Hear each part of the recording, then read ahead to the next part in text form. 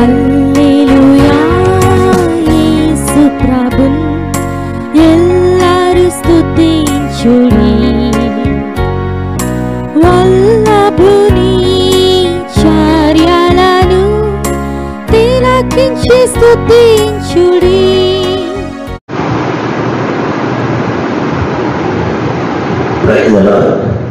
దేవునికి స్తోత్రం కలుగునగాక.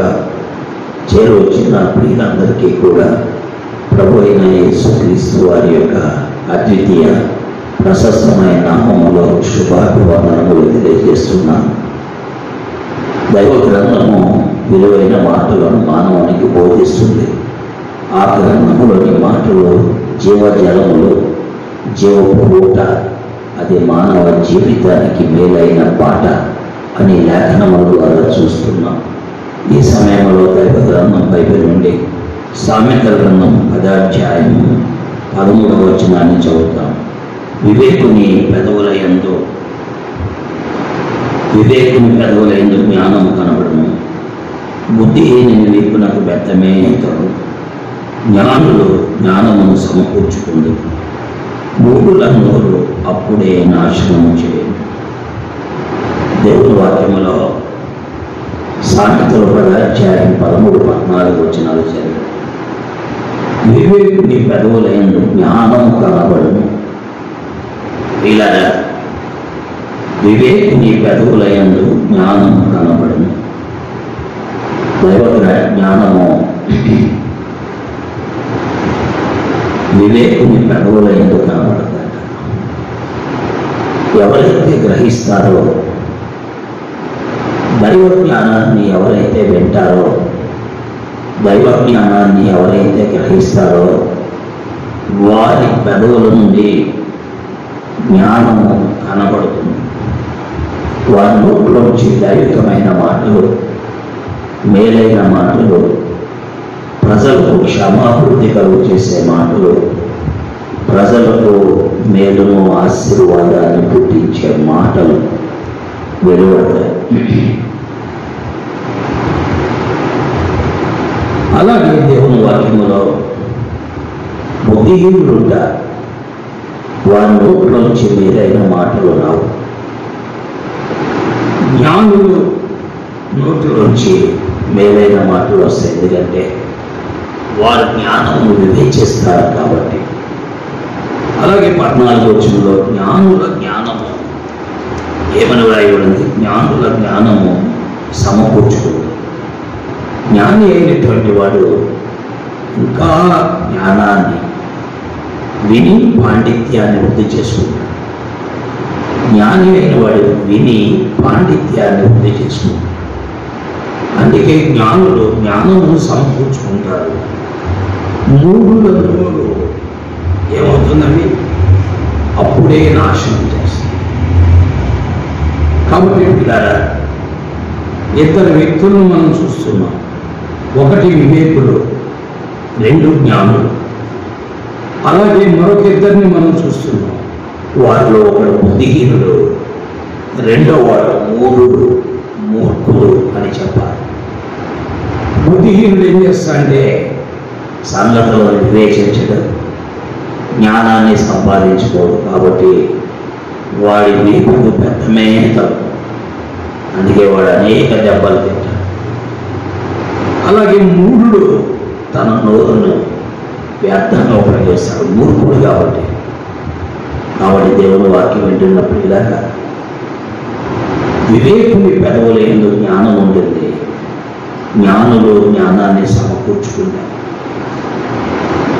అలాగన దేవుని వాక్యములో జ్ఞానవంతుడైన మోషే, ఆయన గురించి మనం ఆలోచిస్తే ఆయన ఈ లోక సంబంధమైన సకల విద్యల యందు ప్రవీణుడు. ఈ లోక సంబంధమైన సకల విద్యల యందు ప్రవీణుడు, కానీ దైవ జ్ఞానము లేనివాడు, దైవ జ్ఞానమును ఎరగనివాడు, దైవ జ్ఞానం ఎంత విలువైనదో తెలియనివాడు. అయితే ఆ దైవ జ్ఞానము తన ఎద్దకు వచ్చినప్పుడు వివేచనతో దాన్ని గ్రహించాడు. అతని పెదవుల నుండి దైవ జ్ఞానం వచ్చింది. ఆ ఆ జ్ఞానాన్ని ఇంకా అభివృద్ధి చేస్తున్నాడు. ప్రియ స్నేహితులారా, యవనస్తులారా, యవన వయస్సులో నీ జీవితంలో దైవ జ్ఞానాన్ని గురించి ఆలోచన చేయాలి, దైవ జ్ఞానాన్ని గురించి వివేచించాలి. అంతేకాదు ఆ దైవ జ్ఞానాన్ని పొందడానికి ప్రయత్నించాలి, దాని యందు అభివృద్ధి పొందాలి, దాన్ని సమకూర్చుకోవాలి. ఈ రోజున విద్యార్థులు విద్య సమకూర్చుకుంటున్నారు. ఈ లోక సంబంధమైన జ్ఞానాన్ని సమకూర్చుకున్నది ఏదో ఉద్యోగాన్ని సంపాదించుకోవడం ఎన్నో చేస్తున్నారు. కానీ వారు ప్రభువుని వెంబడించలేకపోతున్నారు. వారికి మంచి డిగ్రీలు ఉంటున్నాయి, మంచి ఉద్యోగం చేస్తున్నారు, నెలకి 50,000 లక్ష 2 లక్షల జీతం సంపాదిస్తున్నారు, 3 లక్షలు.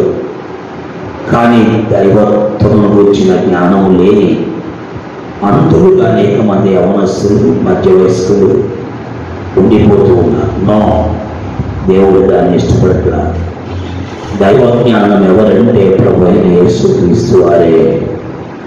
దైవ జ్ఞానము ఎవరంటే ప్రభు అయిన యేసుక్రీస్తు వారే. అందుకని బుద్ధి జ్ఞానములు సర్వసంపదలు ఆయన యందే గుప్తములై ఉన్నాయి. కాబట్టి దేవుని వాక్యం వింటున్నట్టు ఇలా బుద్ధి జ్ఞానము సర్వసంపదలు ఆయన యందే ఉన్నాయి. ఆ క్రీస్తు ప్రభు దగ్గరికి వస్తే దైవ జ్ఞానం దొరుకుతుంది. ఆ క్రీస్తు ప్రభు గురించి వివేచిస్తే దైవ జ్ఞానము నీ పెదవుల నుండి విడుదలవుతుంది. ఆ క్రీస్తు ప్రభువును కలిగి ఆ జ్ఞానాన్ని సమకూర్చుకుంటే నీవు ఈ లోకంలో జ్ఞానవంతుడిగా ఉంటావు. ఆలోచించండి. ఇది మత మార్పిడి కాదు, పేద మార్పిడి కాదు, దైవ జ్ఞానమును పొందుటకు మార్గమే అని మీకు తెలియజేస్తున్నాం. ప్రభు ఈ మాటలు మన మధ్యలో దీవించి గ్రహింపు దయచేయను కాక. ప్రేమ కలిగిన మా తండ్రి, పరిశుద్ధులైన దేవ, సామెతల 13-14 వచనాల ద్వారా మీరు మా మధ్యలో ఉంచిన మాటల కొరకు వందనాలు. వాటిని దీవించి ఆశీర్వదించండి, ప్రజలకు మేలు చేయండి. వారు వాటిని గ్రహించుకో సహాయం చేయండి, వివేచించుకో సహాయం చేయండి. బుద్ధిహీనులుగా ఉండకుండా, అలాగే మా ప్రభు అనే లేఖనములో వ్రాయబడినటువంటి ప్రభువా మా దేవ, వ్యక్తుల వలె మూర్ఖుల వలె వారు ఉండకుండా సహాయం చేయమని వాక్యం వినేవారిని దీవించు. యేసు నామములో ప్రార్థిస్తున్నాను తండ్రి, ఆమేన్. ప్రజలాడండి. చేరువచ్చిన ప్రియులందరికీ కూడా క్రీస్తు నామములో వందనములో తెలియజేస్తున్నాను.